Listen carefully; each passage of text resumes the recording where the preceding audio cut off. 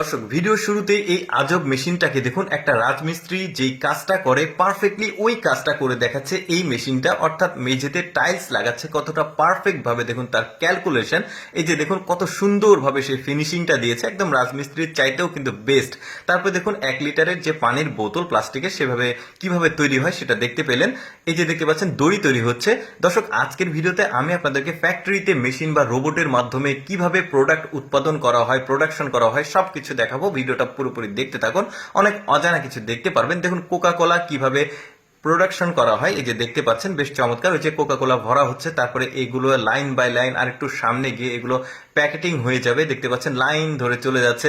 তারপরে এখানে দেখুন একদম মোড়কীয়করণ হয়ে এটা সামনে চলে যাচ্ছে, এটা কিন্তু বাজারজাতকরণের জন্য প্রস্তুত। তারপরে এখানে 7 আপ কিভাবে হয় দেখতে পাচ্ছেন, প্রোডাকশন হয়, এটা এখানে দেখা যাচ্ছে।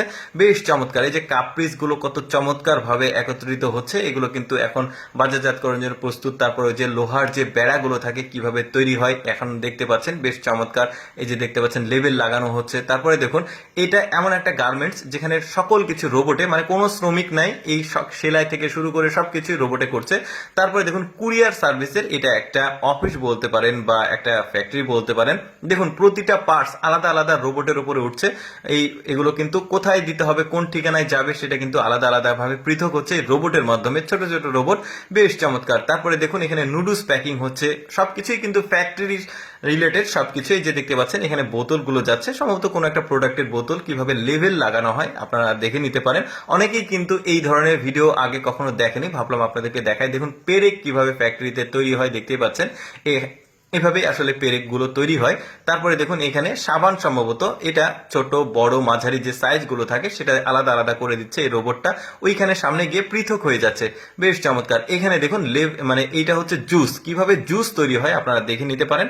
জুস তৈরি ঠিক না, এটা লেভেলিং বা প্যাকেটিং কিভাবে হয় সেটা আপনারা দেখতে পেলেন। মানে অন্য একটা জায়গাতে জুসগুলো ভরা হয় আর এটা এভাবে প্যাকেটিং হয়ে যাচ্ছে।